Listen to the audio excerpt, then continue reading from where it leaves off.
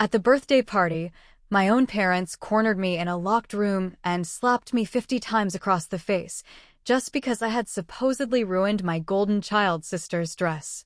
My 5-year-old daughter was bleeding on the floor, crying out for them to stop, but they did not care. They left me there, bruised and bleeding, thinking I was still the helpless, invisible daughter I had always been. They had absolutely no idea that 5 minutes later, I pulled out my phone, dialed my 5 ruthless, billionaire chosen sisters, and set in motion a plan to make my entire toxic family live a fate far worse than death. I did not cry when the first slap landed. The sickening, sharp crack of my father's heavy palm striking my cheek echoed through the massive, overly decorated changing room of my parents' suburban estate. It sounded exceptionally piercing against the backdrop of the muffled party music playing outside. My father, Orson, had a steady, brutal hand. Every single strike was fueled by a blind, irrational rage, tearing away whatever tiny, pathetic shred of hope I had left that these people might actually love me. Admit it, Maeva. Admit you are a jealous, spiteful little brat. His voice was a low, terrifying growl, like a high and mighty judge looking down at a hopeless criminal. I clenched my jaw so hard I thought my teeth would shatter. Cold sweat mixed with the metallic taste of blood blooming in my mouth. I swallowed the bitterness in my throat and forced myself to look up, my gaze bypassing his broad, heaving shoulders to look at my tiny 5-year-old daughter, Jovi, shrinking in the corner of the room. Beside her stood my mother, Sybil, crossing her arms, her face set in a cold mask of absolute disdain, and my younger sister, Vada, who was sobbing loudly, putting on the performance of a lifetime. Today was supposed to be Jovi's 5th birthday party. Just 3 hours ago, I had been up to my elbows in flour and pink frosting, baking a cake my daughter had begged for. Because my parents insisted on hosting the party at their lavish estate to show off to their wealthy friends, I had spent the entire morning scrubbing their floors and setting up decorations, trying to be the dutiful, invisible daughter I was raised to be. But the moment the party started, everything shifted. Vada, the golden child, the center of their universe, had decided to wear a custom, $15,000 Swarovski crystal-embellished gown to a 5-year-old's birthday party. And somehow, an entire pitcher of sticky red strawberry syrup had been miraculously tipped over, completely ruining the bottom half of that ridiculous, sparkling fabric. I know you have always been jealous of me, Maeva. Vada cried, gasping for air, her delicate shoulders trembling as if she were a leaf caught in a hurricane. She pointed a perfectly manicured finger at me. You could not stand that Mom and Dad bought me this dress for my influencer gala next week. Why did you push the table? Why did you do this to me on purpose? Before I could even open my mouth to defend myself, before I could point out that I had been on the completely opposite side of the garden when the table fell, my mother, Sybil, stepped forward. Her eyes were devoid of any maternal warmth. You have always been a bitter, jealous girl, Maeva. Look at your sister. Look at what you did to her. You are a disgrace to this family. And then, my father locked the heavy mahogany door. The click of that lock was the sound of my execution being ordered. He grabbed me by the collar of my cheap, worn-out sweater and shoved me hard against the vanity mirror. And then he started hitting me. Not just one slap in the heat of the moment. He methodically, viciously slapped me. Left cheek. Right cheek. Over and over again. The sheer force of the first few blows sent my vision spinning into a blur of dark spots. 10. 15. 20. My skin felt like it was on fire, swelling rapidly under the relentless assault of his heavy, calloused hands. The expensive perfume lingering in the air mixed with the scent of my own fear and blood. Mommy! Do not hit my mommy! Bad grandpa, stop it! Jovi's terrified wail shattered my heart. My sweet, innocent little girl broke free from her corner. Like a desperate, brave little cub, she charged forward, fiercely grabbing onto my father's pant leg, trying to pull him away from me with her tiny hands. Get off me, you feral little brat. My father did not even look down. He instinctively kicked his leg out backward to shake her off. How could Jovi's pitiful amount of strength withstand the force of a grown, enraged man? She flew backward like a kite with a snapped string. Her small body tumbled across the hardwood floor, and her forehead crashed heavily against the sharp edge of an antique marble side table. With a loud, sickening thud, the room went completely still for a fraction of a second. Blood instantly welled up from Jovi's pale forehead, streaming down her tear-stained cheeks and dripping onto her brand-new white birthday dress. Jovi!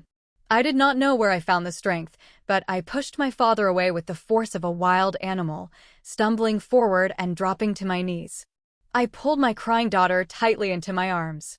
My trembling fingers frantically covered her wound, but I just could not stop the warm, glaring red from flowing through my fingers. My father's movement froze in midair. A fleeting flash of shock crossed his eyes, but it vanished the moment my mother spoke. "Oh, stop being so dramatic. It is just a little scratch," Sybil scoffed, rolling her eyes as if my daughter bleeding on her pristine floor was nothing more than a minor inconvenience. If you had raised her with any manners, she would not have attacked her grandfather. This is entirely your fault, Maeva. Now apologize to your sister.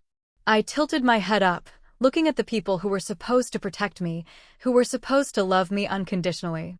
For 32 years, I had bent over backward to please them. I had accepted the scraps of affection they threw my way. I had stayed quiet while they showered Vada with cars, vacations, and praise, while treating me like an unpaid servant. I thought that if I just kept my head down, if I just worked hard enough, they would eventually see my worth. But looking at my father's calloused face, my mother's cold eyes, and my sister's triumphant, twisted smirk, I felt a freezing chill seeping from my very core. Something inside me, a fragile glass house I had lived in my whole life, finally shattered into a million irreparable pieces. 50 slaps. My face was numb, completely unrecognizable, but my mind had never been more terrifyingly lucid. I lowered my head, using the sleeve of my sweater to carefully wipe the blood off Jovi's face. I did not scream. I did not cry. I just held my bleeding child and let the silence stretch until it became suffocating. Orson was stung by my unnervingly calm attitude. He took a step back, pointing a shaking finger at me. "You are going to sit right here and think about what you have done. You do not come out of this room until you are ready to get on your knees and beg your sister for forgiveness." He turned around, wrapped his arm comfortingly around Vada's shoulders, and strode toward the door with Sybil following closely behind. The heavy door slammed shut, and the lock clicked into place once more. "Mommy, it hurts." Jovi nestled in my arms, her little hands tightly clutching my collar, her voice as weak as a newborn kitten's. Suppressing the agonizing throbbing in my face, I hugged her tighter. I ripped off the hem of my sweater, tearing it into strips to hastily bandage the wound on her forehead. "Do not be afraid, baby. Mommy is here. After today, Mommy is going to take you far away. We are never, ever coming back here."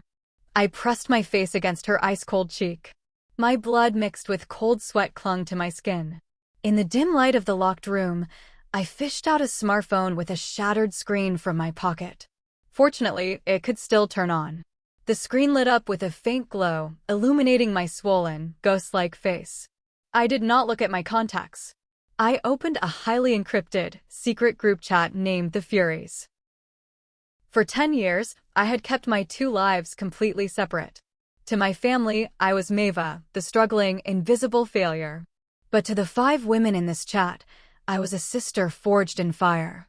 My cracked lips moved into a cold, hollow smile as my thumbs rapidly typed out a single, definitive message. "It is time." Wipe their entire existence off the map. I hit send. As the little checkmark appeared on the screen, I knew the Orson family had no idea what kind of apocalyptic storm they had just unleashed upon themselves.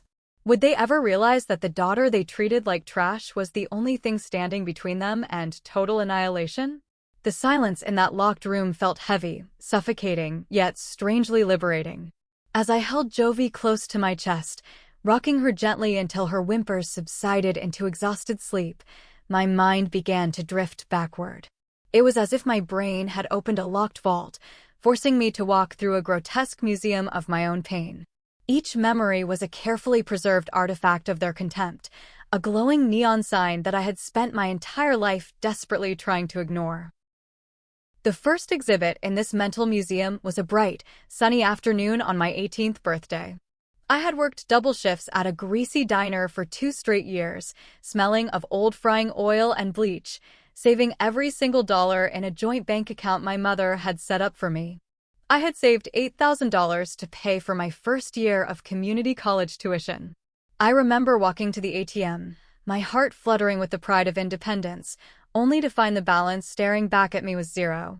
When I ran home in a panic, thinking I had been robbed, I found a brand new, cherry red Porsche parked in the driveway. It had a massive silver bow on the hood. My parents had drained my entire college fund, without asking, to put the down payment on a luxury car for Vada's Sweet 16.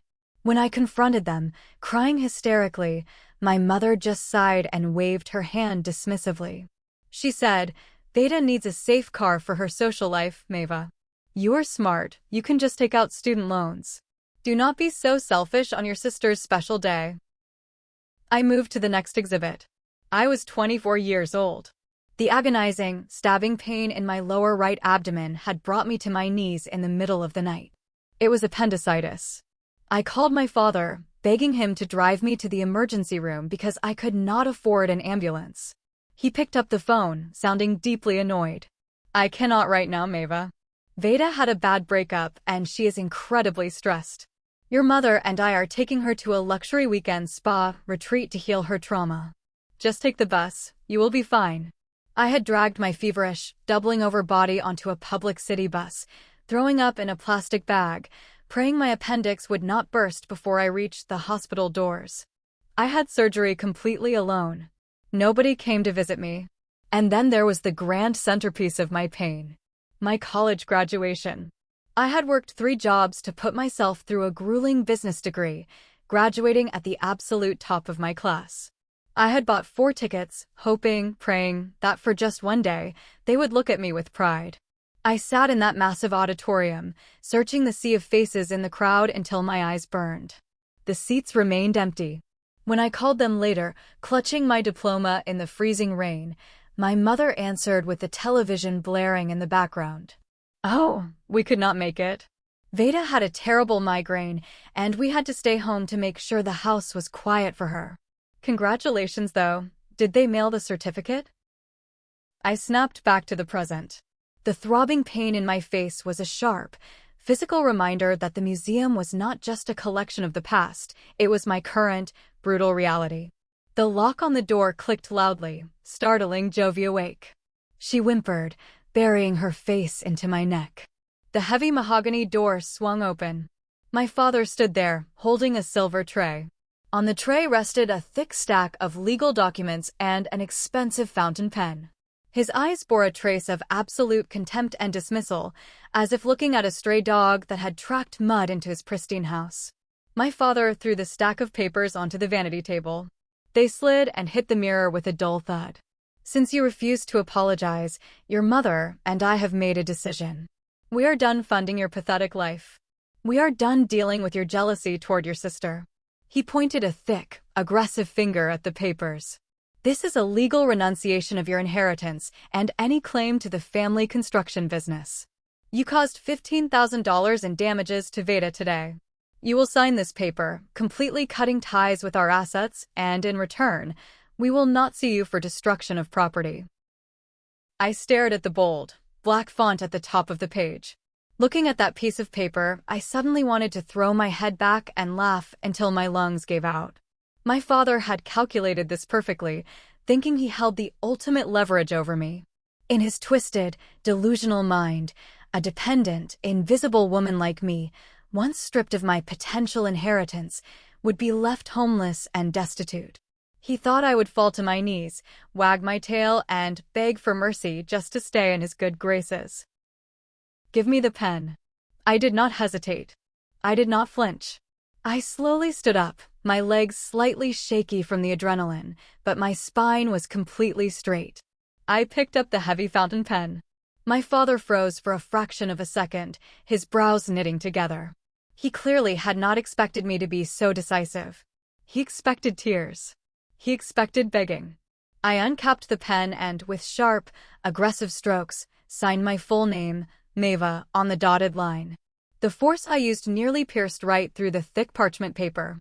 I tossed the pen back onto the tray. It clattered loudly against the silver. Keep your dirty money. I do not want a single, pathetic cent from you people. My tone was completely indifferent, as if I were talking to a stranger on the street.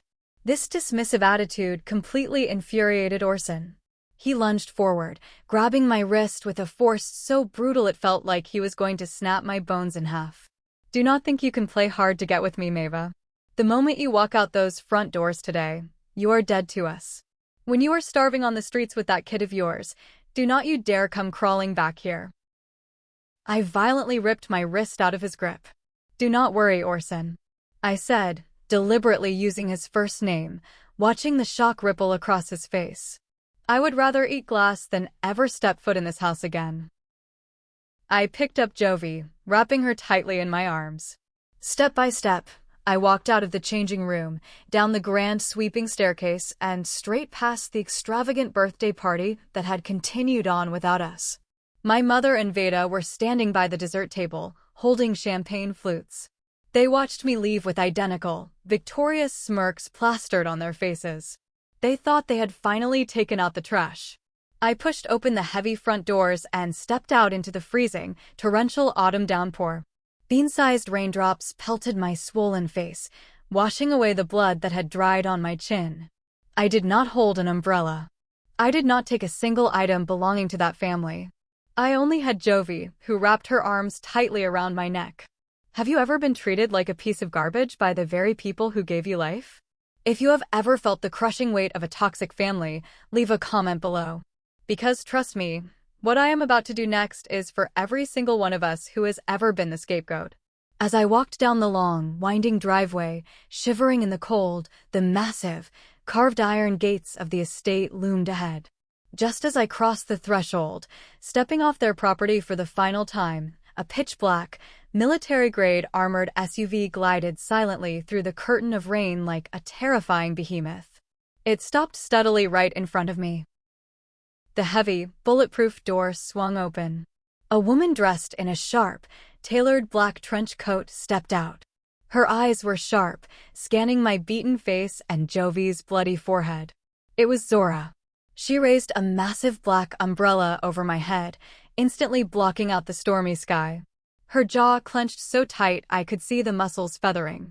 Get in, Maeva. Zora's voice was dangerously calm, carrying the quiet promise of absolute destruction. We have work to do. I stepped into the warmth of the SUV, leaving the estate far behind in the rearview mirror. The rain washed the blood from the driveway, but nothing would ever wash away the storm that was about to hit my family. How long would it take for Orson to realize that by forcing me to sign away his company, he had actually signed his own death warrant? The interior of the armored SUV smelled of expensive leather and ozone, completely isolating us from the raging storm outside. Zora did not ask what had happened. She did not ask why my face was bruised a deep, sickening purple, or why my 5-year-old daughter was clutching me like a lifeline with a bloody bandage wrapped around her head. In our circle, we did not waste time on useless pity. We dealt strictly in solutions and retribution.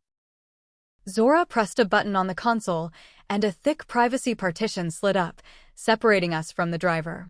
She opened a first aid kit hidden in the armrest, pulling out sterile gauze and antiseptic wipes. We are heading straight to your penthouse. I already called a private concierge doctor. He will be waiting in your living room before we even pull into the underground garage. Zora handed me an ice pack, her dark eyes flashing with a dangerous, unspoken anger. Phaedra, Talia, Yara, and Ira are already on their way. We dropped everything. I took the ice pack, pressing it against my throbbing cheek. The freezing temperature sent a sharp jolt of pain through my nerves, but it grounded me. Thank you, Zora. My voice was hoarse, exhausted from the adrenaline crash. Half an hour later, the private elevator doors opened directly into my massive, 2-story penthouse overlooking the breathtaking skyline of central Manhattan. The floor-to-ceiling windows offered a panoramic view of the city lights, a stark contrast to the miserable, suffocating suburban house I had just left.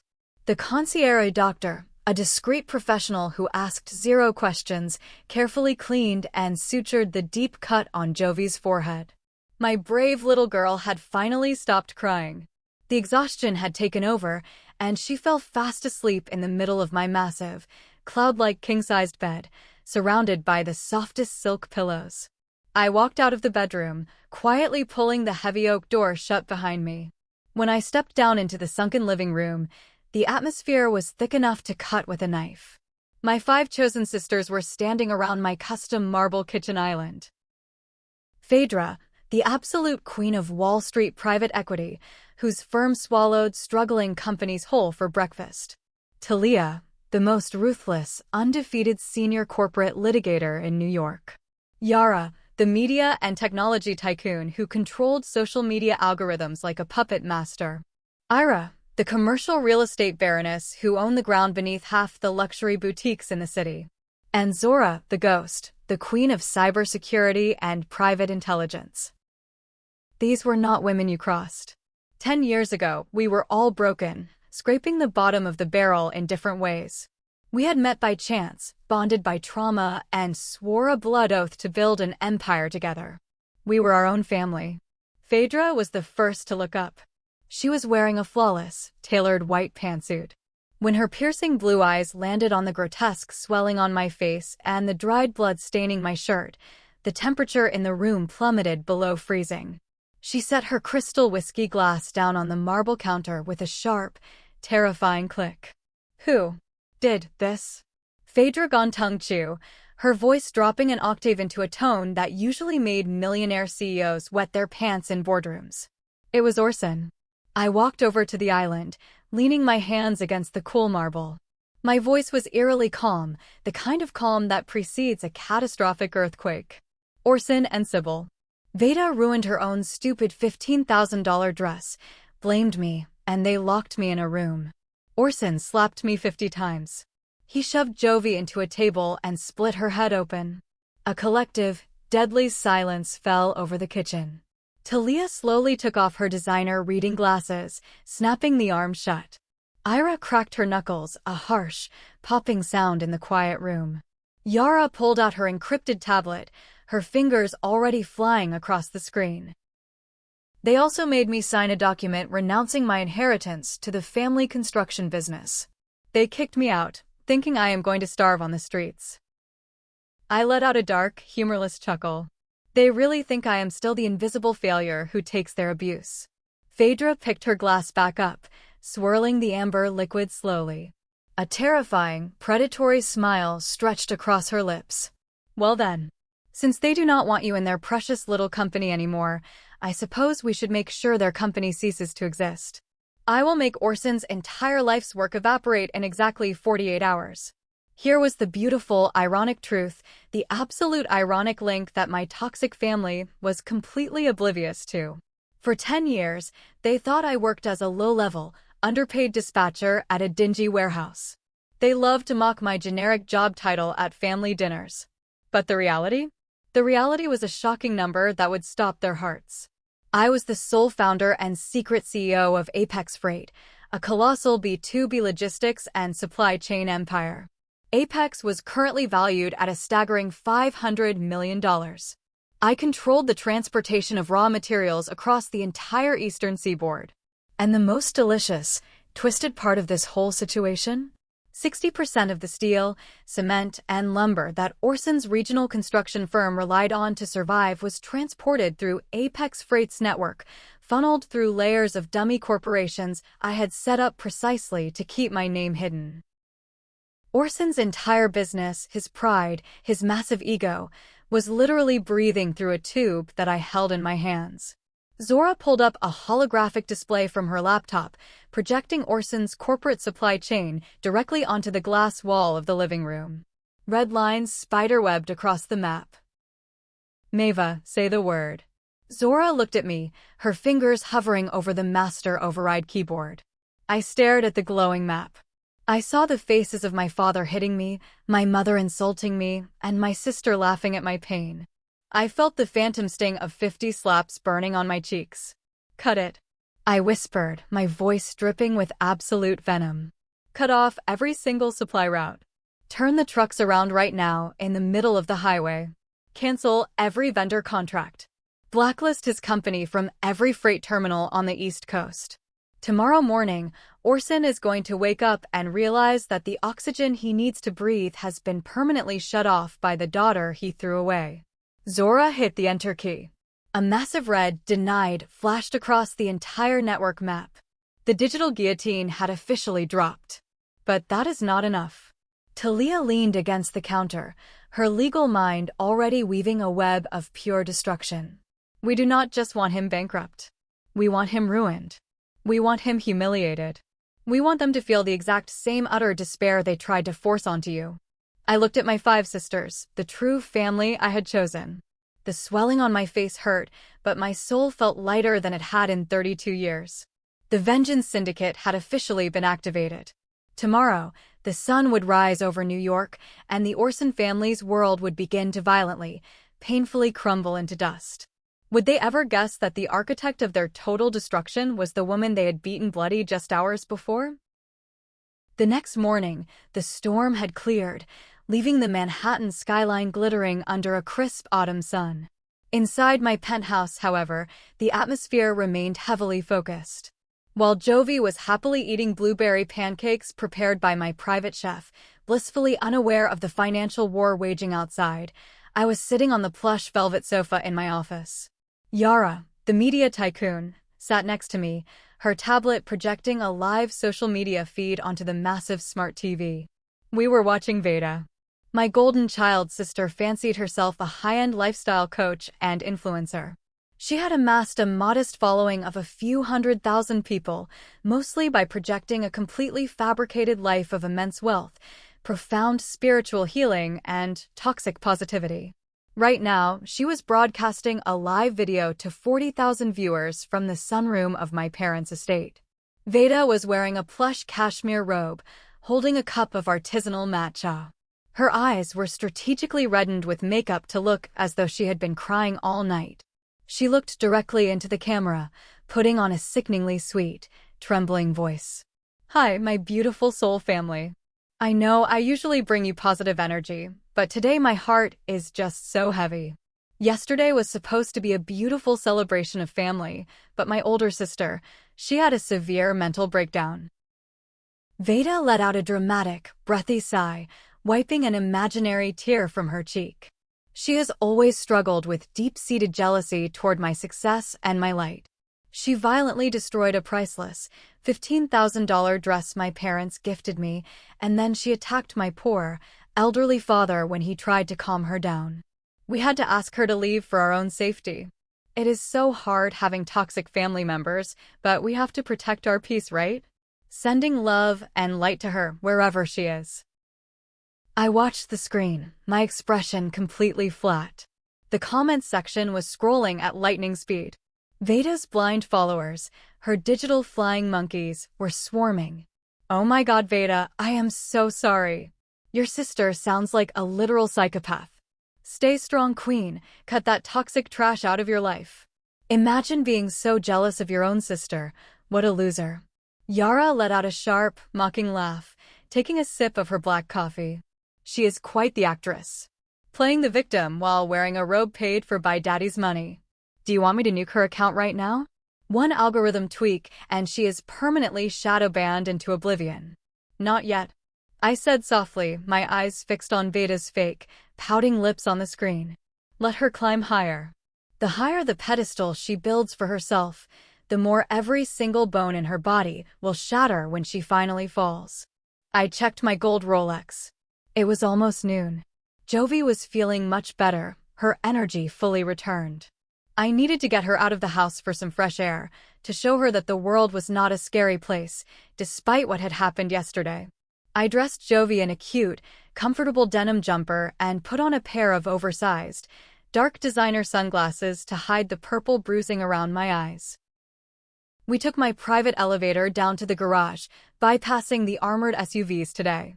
Instead, my driver pulled up in a sleek, understated Bentley. We headed toward the ultra-exclusive shopping district on Fifth Avenue. I just wanted to buy Jovi a new toy and grab some gelato, a quiet afternoon for just the two of us. But the universe, it seemed, had a deeply twisted sense of irony. We had just walked into an incredibly high-end, luxury children's and maternity boutique, a store that catered exclusively to the 1%. The air smelled of white tea and money.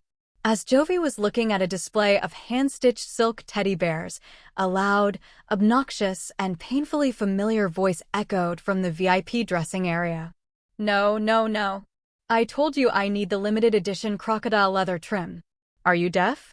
Do you know who I am? I froze. I slowly turned my head, pulling my sunglasses down slightly. Standing in the center of the store, surrounded by 3 terrified sales associates carrying armfuls of designer clothes, were Vada and my mother, Sybil.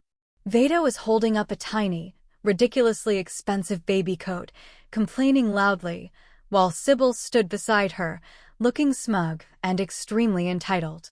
They were out on a shopping spree, using my father's money to heal the trauma of yesterday's supposed ordeal. Before I could turn around and quietly leave, Sybil's sharp eyes caught my reflection in the massive floor-to-ceiling mirror. Her smug expression instantly morphed into a look of absolute disgust. She dropped the designer handbag she was holding and stomped over to me, her high heels clicking aggressively against the polished marble floor. Well, well, well. If it isn't the ungrateful stray dog.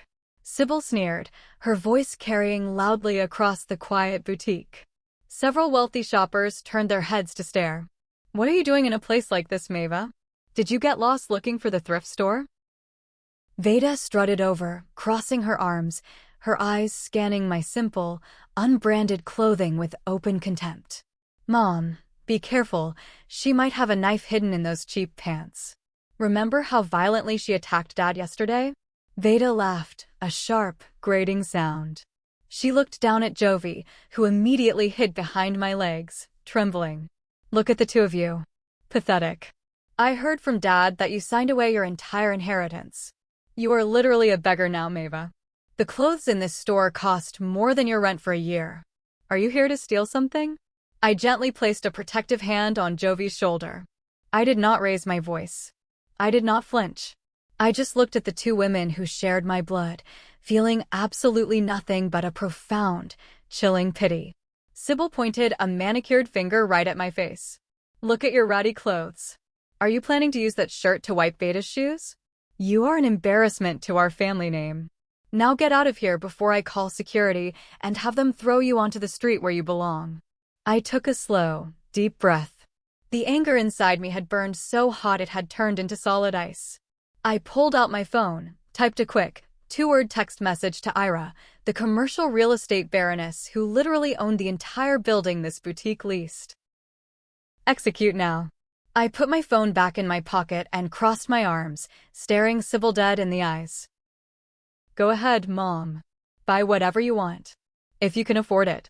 Vada let out a loud, dramatic scoff. She marched over to the main cashier counter, slamming down a solid metal, high-limit black credit card with Orson's name engraved on it. Ring up everything in the VIP suite. I want it all shipped to our estate by this evening. I am spending my father's money, and there is absolutely nothing this pathetic loser can do about it. The cashier, looking incredibly uncomfortable with the family drama unfolding, nervously picked up the black card. She swiped it through the high-end point-of-sale terminal. The machine whirred for a second. And then, a loud, sharp beep echoed through the quiet store. The screen flashed a bright, undeniable red message. Transaction declined. Account frozen. Vada's triumphant smirk instantly froze on her face. How long would it take for the golden child to realize her unlimited ATM had just been permanently destroyed? The loud, obnoxious beep of the credit card machine seemed to suck all the air out of the luxury boutique. Vada stared at the digital screen, her eyes wide with a mixture of confusion and sudden outrage. What is wrong with your machine? Vada snapped at the terrified cashier, snatching the black metal card back and aggressively wiping it on her sleeve. Run it again. Do you have any idea how high the limit on this card is? My father is Orson, the owner of a massive construction empire. Your pathetic little machine is broken. The cashier, her hands shaking slightly, took the card and swiped it a second time. The machine emitted the same sharp, rejecting beep. The red text glared on the screen. Transaction declined. Account frozen. Please contact the bank immediately. Ma'am, I am so sorry. The cashier stammered, glancing nervously at me, then back to Vada. The bank has placed a hard lock on this account. We cannot process the payment. Sybil marched up to the counter, her face flushing an ugly shade of magenta. This is outrageous. I demand to speak to your manager right now. You are humiliating us in front of this garbage. She waved a dismissive hand in my direction. Just as the words left her mouth, the heavy glass doors of the boutique swung open. The regional manager of the store walked in at a brisk pace, flanked by two burly security guards in dark suits. The manager did not even look at Sybil or Vada. She walked straight past them, stopping directly in front of me, and bowed her head in a gesture of absolute, terrifying respect. Miss Maeva, I sincerely apologize for the disturbance. Our landlord, Miss Ira, personally contacted us just seconds ago. We had no idea you were gracing our establishment today. The entire boutique went dead silent. You could hear a pin drop on the marble floor. Vada's jaw practically unhinged, her mouth hanging open like a dying fish. Sybil's eyes darted frantically between the bowing manager and my calm, bruised face. What did you just call her? Sybil stammered, her voice losing all its previous venom, replaced by a sudden, sickening dread. The manager finally turned to face my mother, her expression shifting instantly to one of pure, professional ice. Ma'am, this building is owned by Ira Commercial Real Estate. Miss Maeva is an esteemed personal guest of the ownership. And per direct orders from the top, you and your daughter are permanently banned from this premises. Your card is frozen, your business is not welcome here, and if you do not leave immediately, my security team will physically throw you out onto Fifth Avenue. I stood there, holding Jovi's hand, my face an impenetrable mask of absolute indifference. I did not say a single word. I did not need to. The sheer, overwhelming power of the Vengeance Syndicate was speaking for me. You planned this. You hacked his account. You psycho. Vada shrieked, losing all pretense of her zen, lifestyle coach persona. She lunged forward, raising her hand as if to slap me, just like Orson had done yesterday. Before she could even close the distance, the two security guards stepped in, grabbing Vada by her arms. They lifted her off her designer heels. Sybil screamed, trying to grab her daughter, but the guards were already dragging the kicking, cursing golden child out the front doors, tossing her unceremoniously onto the busy New York sidewalk. Sybil scurried after her, looking like a panicked rat fleeing a sinking ship. I watched them disappear into the crowd. The ice in my veins felt incredibly refreshing. While Vada and Sybil were being publicly humiliated on Fifth Avenue, a much more catastrophic disaster was unfolding 30 miles away, inside the executive office of Orson's regional construction firm. Orson was sitting behind his massive mahogany desk, nursing a cup of black coffee, feeling incredibly pleased with himself. He truly believed he had won. He had forced me to sign away my inheritance. He had protected his precious Vada, and he thought his life would simply go on as a perfect, wealthy patriarch. Suddenly, the door to his office was violently thrown open. His chief financial officer ran in, his tie askew, his face completely pale, sweating profusely as if he had just run a marathon. "Sir, we have a massive code red." The CFO slammed a stack of printouts onto Orson's desk. His hands were shaking uncontrollably. Orson frowned, irritated by the intrusion. "Calm down, man. What is going on? Did a concrete mixer break down?" "Everything is breaking down," the CFO yelled, his voice cracking with sheer panic. As of 6 o'clock this morning, every single one of our supply trucks was turned around on the highway. Our main logistics provider, Apex Freight, has unilaterally terminated our master contract. They blacklisted us. No steel, no cement, no lumber is moving. Our job sites are completely paralyzed. Orson stood up abruptly, knocking his coffee cup over. The dark liquid spilled across his desk. "What are you talking about?" Apex Freight is our biggest partner. Call their CEO. Offer them a 20% premium. We cannot stop the job sites. The CFO swallowed hard, looking like he was about to cry. I tried, sir. They will not take our calls. And that is not the worst part. Because our supply chain halted, 3 of our biggest commercial developers just invoked the penalty clauses in our contracts. They are pulling out. Furthermore, the CFO pulled a specific red flag document from the pile. Because of the sudden loss of contracts, Chase Bank just called in our commercial line of credit. The $12 million bridge loan is due immediately. They froze our accounts until it is paid. That is why your personal black cards were just declined. Orson felt the blood drain completely from his face. His legs gave out, and he collapsed back into his expensive leather executive chair. The world was spinning. In less than 24 hours, his perfectly structured empire was crumbling into absolute ash. Everything happened too fast, too precisely. It was as if an invisible, omnipotent giant hand had seized his company by the throat overnight, suffocating it with zero warning.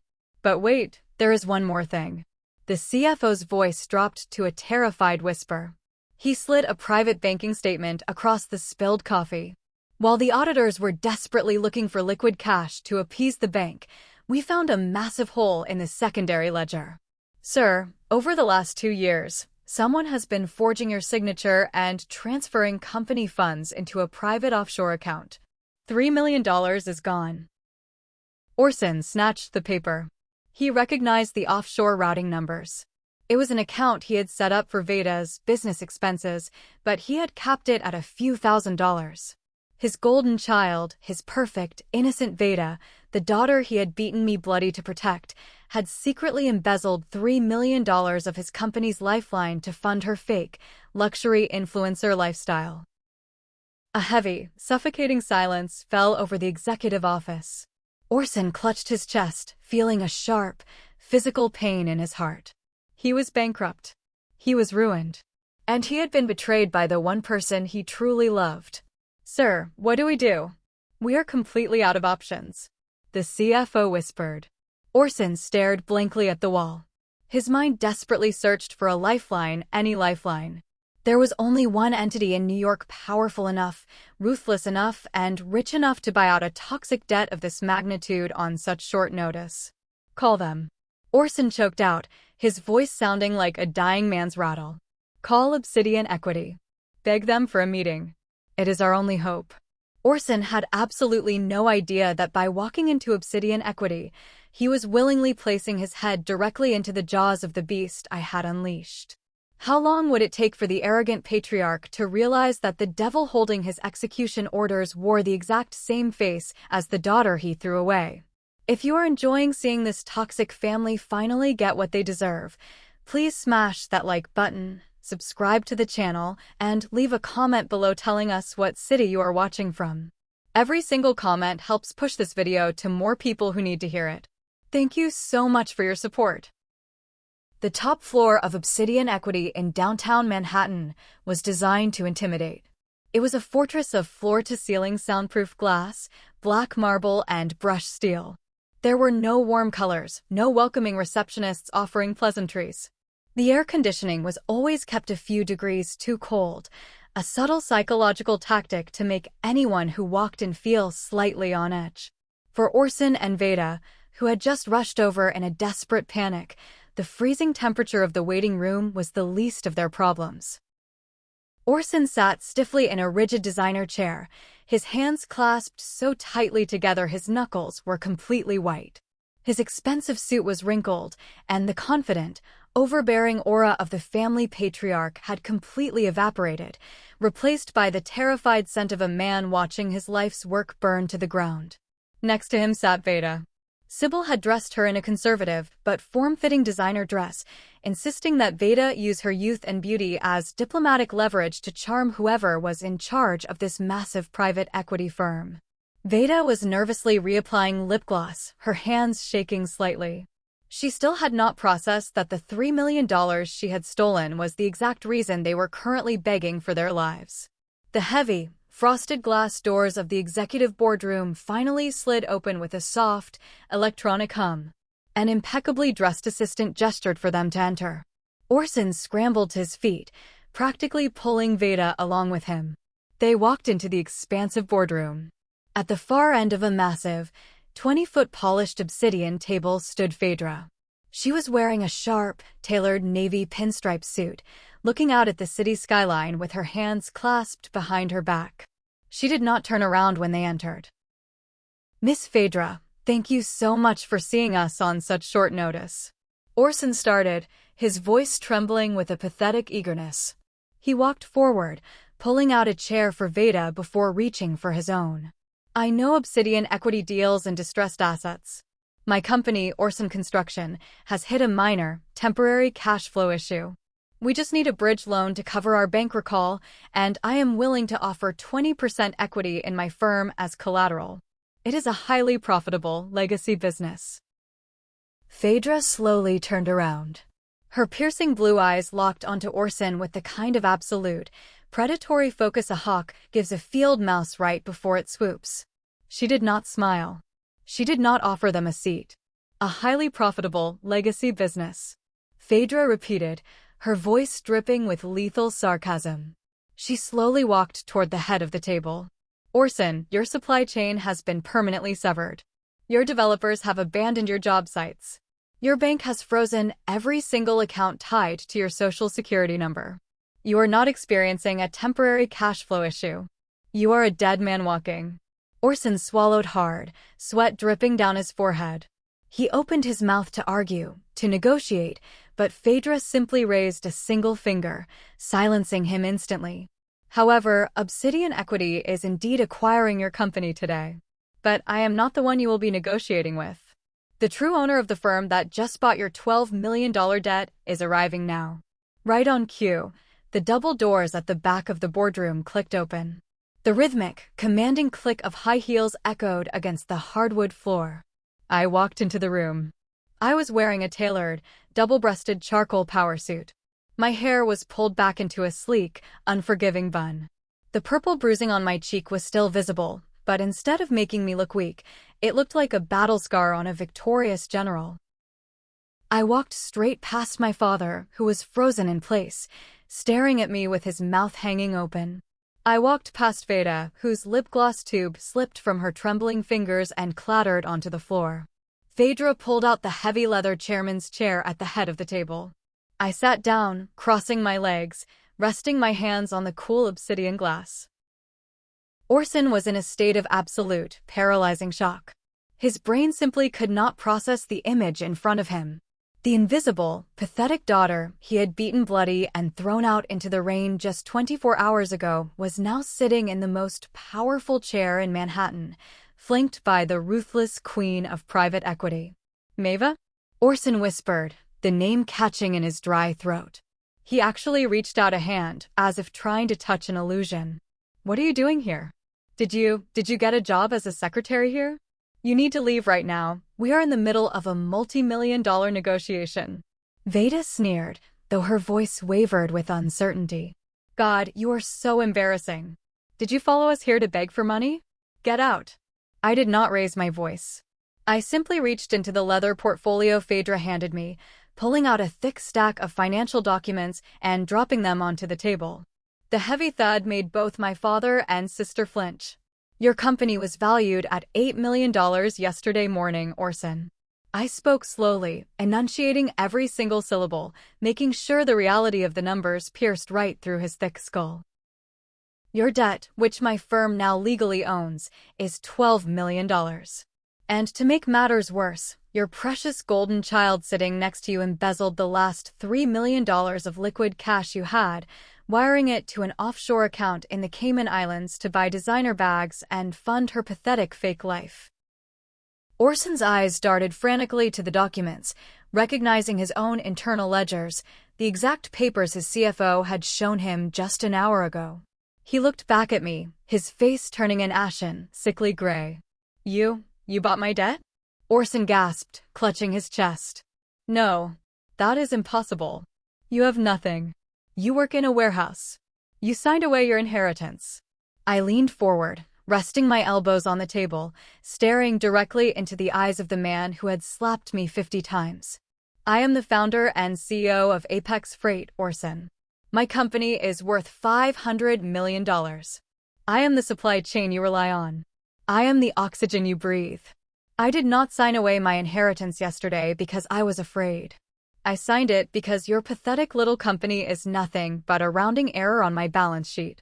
And I wanted to make absolutely sure that when I crushed you, you would have zero legal ties to my empire. The realization hit him like a freight train. The sheer, overwhelming scale of his mistake crashed down on his shoulders. He had beaten and discarded a titan. He had chosen a petty, thieving influencer over a billionaire logistics mogul. His knees buckled. The proud, arrogant patriarch collapsed right there in the boardroom, his knees hitting the hardwood floor with a heavy thud. "Maeva, please," Orson cried, actual tears streaming down his wrinkled face. He reached out toward my shoes. "I am your father. I made a mistake. I was angry. I was blind. Please do not do this. I will give you the company. I will give you everything. Just do not let me go bankrupt." I looked down at him, feeling absolutely nothing. "Here are your options, Orson." I slid a single sheet of paper toward him. "You will sign all remaining equity of your company over to me for exactly $1. In exchange, I will not report the $3 million Vada stole to the federal authorities for corporate embezzlement. If you do not sign it right now, I will liquidate your assets tomorrow morning, and both you and your golden child will be sitting in a federal prison cell for tax evasion and fraud before the weekend." Vada suddenly snapped.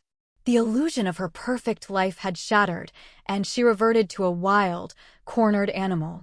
She jumped up from her chair, her face twisted in pure, unadulterated hatred. "You are a liar. You are a psycho," Vada shrieked, pointing a shaking finger at me. "You set this whole thing up because you're obsessed with ruining my life. I am not going to jail. I have hundreds of thousands of followers. I am going to go live right now and expose you to the entire world. I am going to tell them you abused Dad and tried to steal our company. I will destroy you on the internet." She grabbed her designer purse and sprinted out of the boardroom, her heels clicking frantically down the hallway. Orson stayed on the floor, weeping uncontrollably, holding the contract that offered him $1 single for his entire life. I leaned back in my chair, looking at Phaedra. We both shared a cold, knowing smile. Vada thought she controlled the narrative. She had absolutely no idea that the internet was Yara's playground, and Vada was running straight into a digital meat grinder. Vada sprinted out of the Obsidian Equity building, pushing past pedestrians on the sidewalk like a madwoman. Her perfectly styled hair was a mess, and her expensive dress was soaked with nervous sweat. She hailed a cab, her hands shaking so violently she dropped her phone twice before finally pulling up her social media profiles. She had 300,000 followers. Her fans loved her. They trusted her. In her delusional mind, if she just cried on camera and painted me as a violent, greedy corporate monster who was trying to steal her elderly father's company, the internet would rally behind her and destroy my reputation. She rushed into a high-end coffee shop, practically shoving a customer out of a corner booth to set up her portable ring light. She took a deep breath, forced fresh tears into her eyes, and hit the Go Live button. But something was incredibly wrong. Usually, the moment Vada went live, her loyal fans would flood the chat with heart emojis and supportive comments.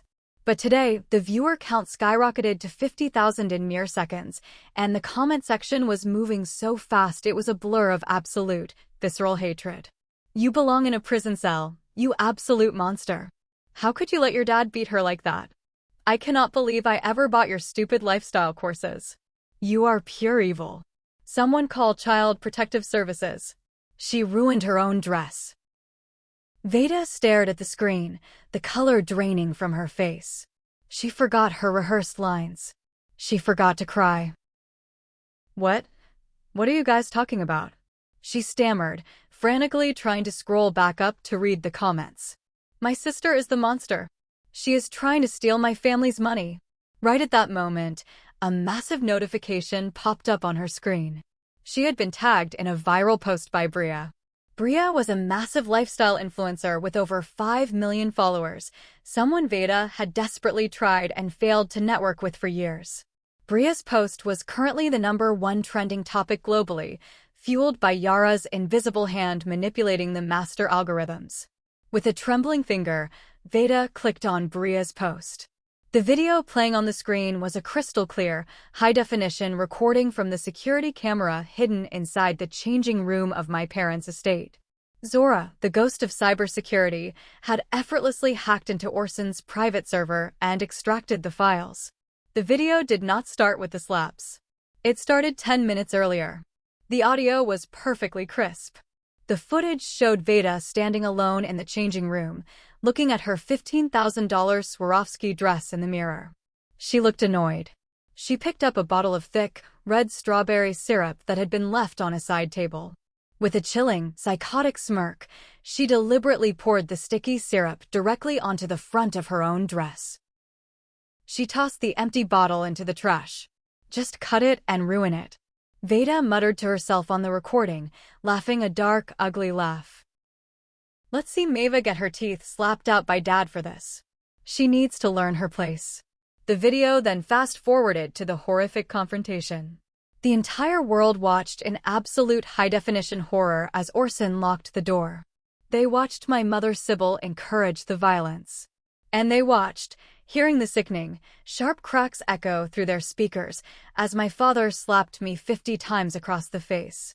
They saw my cheap sweater rip. They saw me take every single hit without fighting back. And most devastatingly, they saw 5-year-old Jovi run forward, only to be violently kicked away by her own grandfather, her small head slamming into the marble table, blood instantly pooling on the floor. The video ended with me holding my bleeding child, looking up at the camera with eyes that had completely died. Vada dropped her phone. The screen shattered against the coffee shop floor, but the audio of her own psychotic laughter kept playing from the cracked speaker. The internet did not just turn on her. It erupted into a digital holy war. Within minutes, major news outlets picked up the story. The hashtag Justice for Maeva and hashtag Arrest Orson were trending at #1 and 2 worldwide. But the financial fallout was even faster. Vada's email inbox began chiming relentlessly. Notifications flashed across her locked screen one after another. Sponsorship terminated. Beauty Brands Company. Contract cancelled. Wellness Retreats LLC. Legal action pending for breach of morality clause. Notice of lawsuit. Swarovski demands immediate public apology and compensation for brand defamation. Her entire fake empire, built on lies and stolen money, was completely incinerated in less than 10 minutes. The people in the coffee shop were now staring at her, holding up their phones, recording her panic. Someone threw a cold cup of iced coffee directly at her chest. It splashed across her designer dress, staining it a dirty brown. Murderer. Child abuser. A woman screamed from across the cafe. Vada scrambled out of the booth, slipping on the spilled coffee, and ran out onto the street. She was hyperventilating. She had no money, no sponsors, no company, and the entire world had just watched her orchestrate the brutal beating of a mother and child. She was backed into an absolute, inescapable corner. Her mind snapped. The fragile ego of the golden child could not handle the destruction of her reality. She pulled a burner phone from her purse, her hands shaking violently. She dialed a number she had saved from an old, shady club promoter she used to date, a man with deep ties to the underground. The line clicked open. A rough, gravelly voice answered. "Yeah, I need a job done. Today. Right now." Vada hissed, her eyes wild, pacing frantically in a dirty alleyway. "I need you to grab a little girl. 5 years old. Her name is Jovi. I will text you the location of the private kindergarten she goes to. Grab the kid, and I guarantee her billionaire mother will pay you $10 million in cash by midnight." She hung up the phone, a twisted, deranged smile spreading across her face.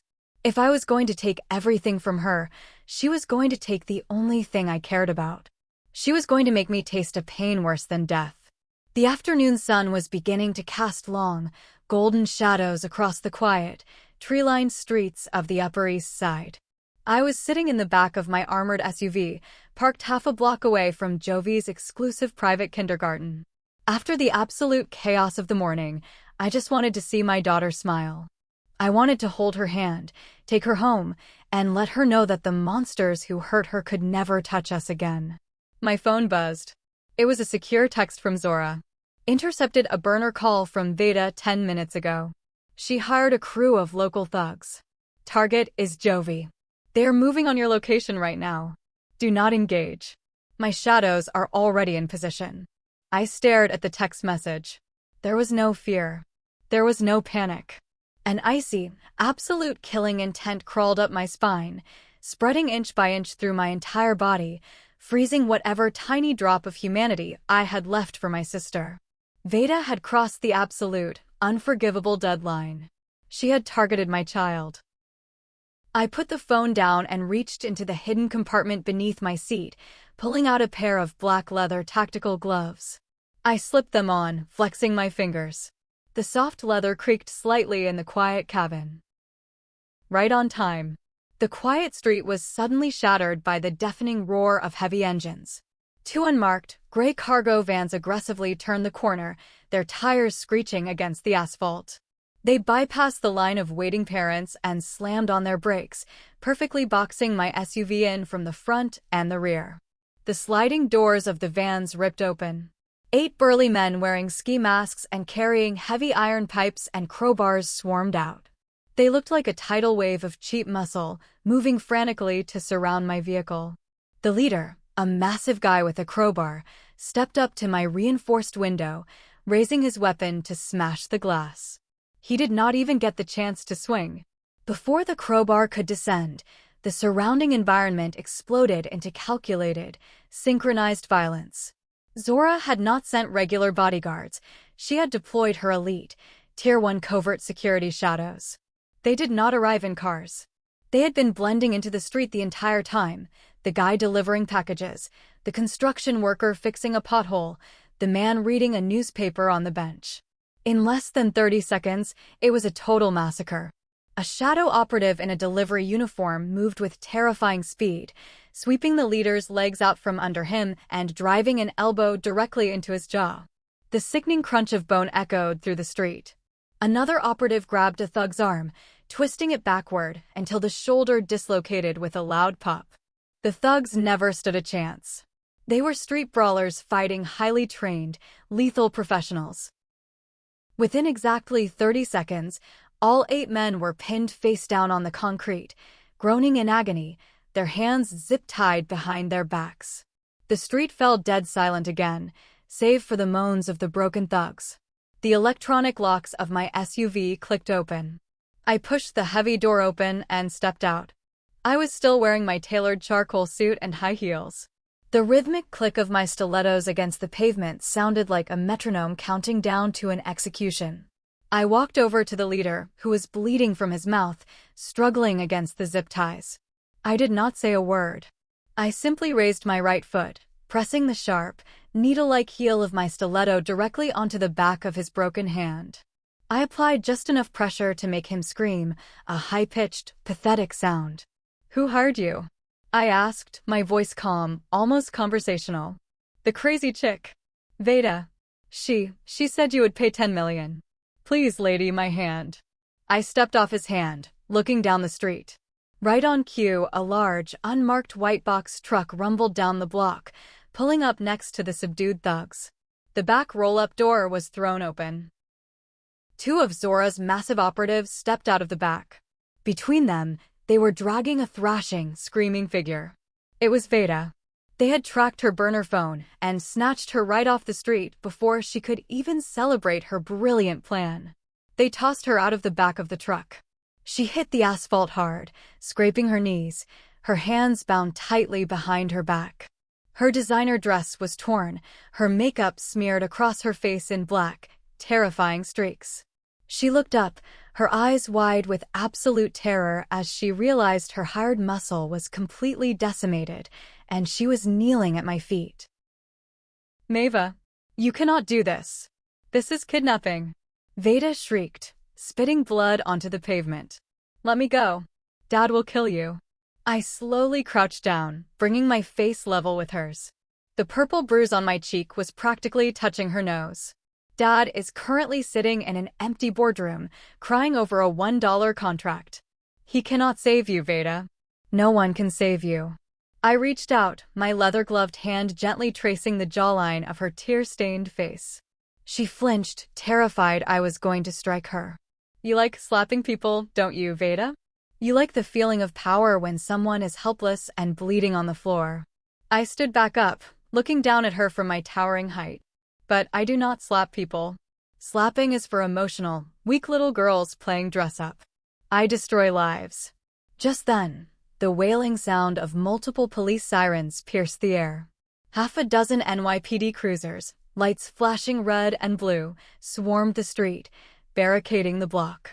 The doors opened, and heavily armed officers stepped out, weapons drawn, aimed directly at the thugs on the ground. From the lead police cruiser, a woman stepped out. She was wearing a flawless white trench coat, carrying a sleek black briefcase. It was Talia, the undefeated senior litigator. She adjusted her designer glasses, a cold, metallic glint flashing across the lenses.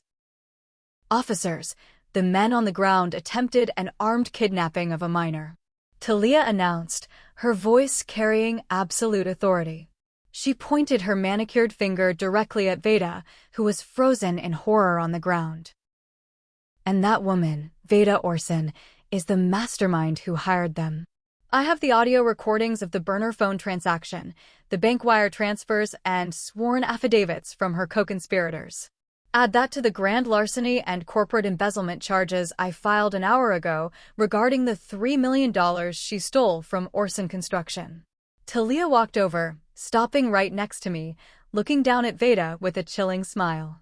Attempted kidnapping, extortion, grand larceny, fraud.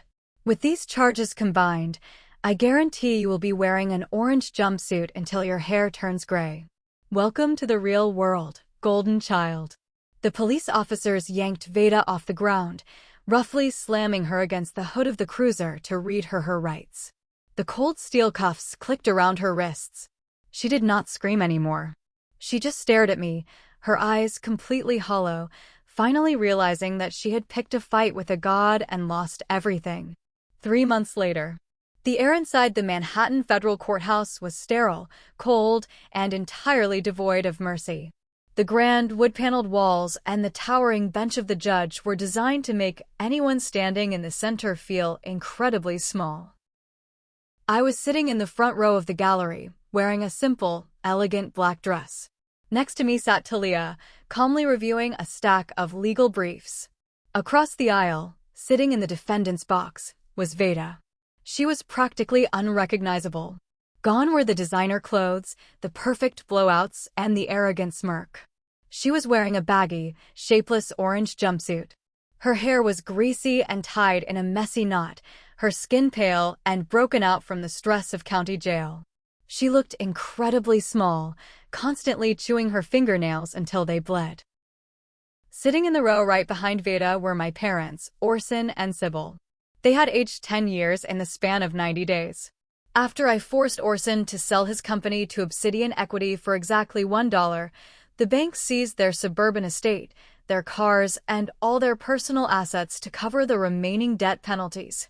They were currently living in a dingy, roach-infested motel in Queens, relying on food stamps. All rise for the Honorable Judge Hollis, the bailiff announced. The entire courtroom stood up as an imposing, gray-haired judge walked in and took his seat. Judge Hollis was known as the absolute strictest judge in the district, a man who despised wealthy criminals trying to buy their way out of consequences. The trial had been a complete slaughter. Talia had not even needed to speak much. The prosecution, heavily supplied with airtight evidence gathered by Zora and audited by Phaedra, had systematically dismantled every single lie Vada tried to tell. But the absolute masterpiece of the trial, the killing blow, was the witnesses Talia had subpoenaed. The heavy wooden doors at the back of the courtroom opened. The bailiff called the final witnesses to the stand. Dinola and my cousin Kaylin walked down the aisle. These were the flying monkeys. The relatives who had spent their entire lives sucking up to Orson, eating his expensive food, and loudly mocking me at every family gathering. They were the ones who had commented on Vada's live stream, calling me a psychopath. But when Talia's private investigators had dug into their finances, they found massive tax fraud and illegal offshore gambling debts. Talia had offered them a simple deal: testify against Vada and Orson, tell the court exactly how abusive and corrupt the family dynamic was, and she would make sure their files accidentally got lost in the system. Nola took the stand, refusing to look at Sybil. "Do you swear to tell the truth, the whole truth, and nothing but the truth?" the prosecutor asked. "I do," Nola whispered. Under oath, she sang like a canary. She detailed exactly how Orson and Sybil had mentally abused me for decades. She confirmed that Vada was a compulsive liar who constantly stole money. Kaylin took the stand next and handed over text messages proving Vada had bragged about emptying the company accounts to buy jewelry, laughing about how her father would just blame the accountants. Sitting in the gallery, Sybil burst into loud, hysterical tears. "Nola, how could you? You are family," Sybil shrieked, completely ignoring the decorum of the court. "Order. One more outburst like that, ma'am, and I will hold you in contempt and throw you in a cell next to your daughter." Judge Hollis banged his gavel so hard the sound cracked like a gunshot. Sybil instantly shut her mouth, burying her face in her hands, shaking violently. Judge Hollis looked down at Vada. His eyes held absolutely no pity. "Vada Orson, you orchestrated the attempted kidnapping of a 5-year-old child for financial gain. You embezzled $3 million, destroying a company and countless jobs. You have shown absolutely zero remorse, attempting to use social media to frame the very victim you abused." The judge adjusted his glasses, looking at the sentencing guidelines. "This court sentences you to 10 years in federal prison without the possibility of parole. You are remanded to custody immediately." Vada let out a blood-curdling wail. Her legs completely gave out, and 2 bailiffs had to grab her by the armpits, dragging her out of the courtroom. She kicked, she screamed, reaching her handcuffed hands toward her parents. "Mom, Dad, do not let them take me. Please." The heavy doors slammed shut, cutting off her screams. The gavel banged one final time. Court was adjourned. As the gallery began to clear out, I stood up slowly, smoothing the wrinkles from my black dress. Sybil practically scrambled over the wooden benches, rushing toward the front row. She threw herself onto the floor right in front of me, grabbing the hem of my dress. "Maeva, please, you have to help her. You have all those lawyers. You have all that money. She is your little sister. She will not survive in prison." Sybil sobbed, her tears soaking into my expensive shoes. She looked up at me, her eyes begging, completely ignoring the fact that she had stood by while Orson slapped me 50 times. She ignored the fact that Vada had tried to kidnap my daughter. To her, Vada was still the only child that mattered. I looked down at the woman who gave birth to me. The irony was so thick it was suffocating. I reached down and forcibly peeled her hands off my dress, finger by finger. "You should be grateful, Mom," I said, my voice as cold as absolute zero. "At least in federal prison, they give her 3 meals a day and a cot to sleep on, which is a lot more than you are going to have by the end of the week." I turned and walked down the aisle, my heels clicking rhythmically, leaving Orson and Sybil kneeling in the empty courtroom. They had lost their golden child. They had lost their wealth. But the final, most devastating blow had not even landed yet. A week later, the brutal New York winter arrived early. A freezing, relentless mixture of sleet and rain battered the city, turning the streets into rivers of icy sludge. Orson and Sybil had been evicted from their dingy motel for failing to pay the nightly rate. With their credit scores completely destroyed, their bank accounts seized by the IRS, and their social circle entirely alienated by the public scandal, they were literally cast out onto the streets. They carried their remaining belongings in 2 cheap plastic garbage bags. Orson's expensive loafers were wrapped in duct tape to keep the soles from falling off. Sybil's designer coat was soaked through, heavy and freezing against her frail bones. They had absolutely nowhere to go. The homeless shelters were completely full due to the freezing storm. In their absolute desperation, their minds turned to the only person left in the world who had a roof. Me. They did not have money for the subway or a cab. They walked. For 15 grueling, agonizing miles, from the borders of Queens all the way out to the ultra-exclusive, heavily forested suburbs of the Hudson Valley where my primary private estate was located. The journey took them 9 hours. By the time they arrived, the sun had set and the temperature had dropped below freezing. They stumbled up the long, winding mountain road. At the top of the hill, blocking their path, were the massive, 15-foot-high wrought iron gates of my estate. The gates were reinforced with solid steel and flanked by high-definition security cameras and floodlights. Beyond the gates, they could see the warm, glowing lights of my massive mansion through the trees. It looked like an absolute paradise, a fortress of warmth and safety. Orson collapsed against the cold iron bars, his breathing heavy and ragged. His hands, scraped and bleeding from falling on the ice, gripped the metal tightly. "Maeva!" He screamed, his voice hoarse and raw, instantly swallowed by the howling wind. "Maeva, please. We are freezing. Open the gate."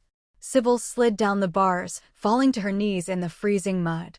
She wrapped her arms around herself, shivering so violently her teeth were chattering audibly. "Please, Maeva.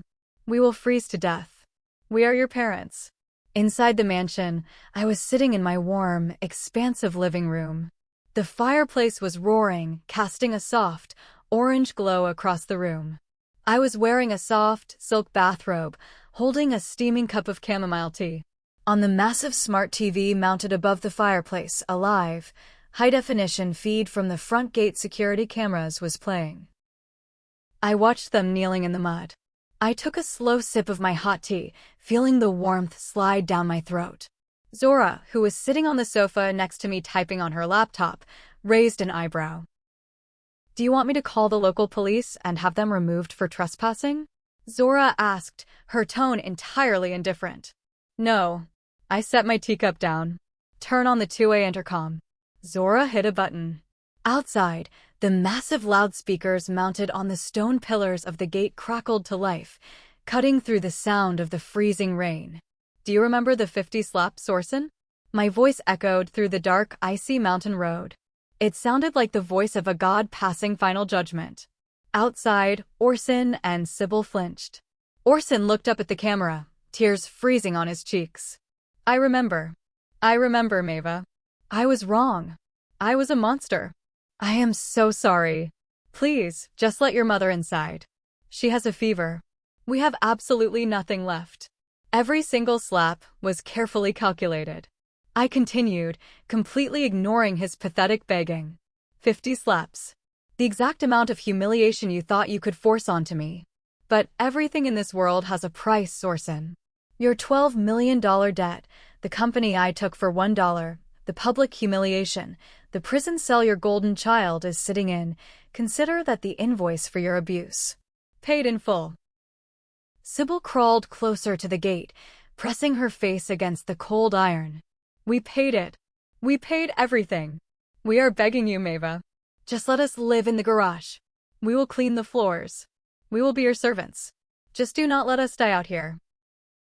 I leaned forward, looking closely at the screen. "You think you have paid it all?" I asked, my voice dropping to a terrifying whisper. "When you kicked Jovi, her head hit the marble table. She bled. She required 6 stitches. You physically assaulted a minor." I paused, letting the silence stretch for 5 agonizing seconds. "I own the camera footage. I have the medical reports. If I submit them to the district attorney tomorrow, you will not just be homeless, Orson.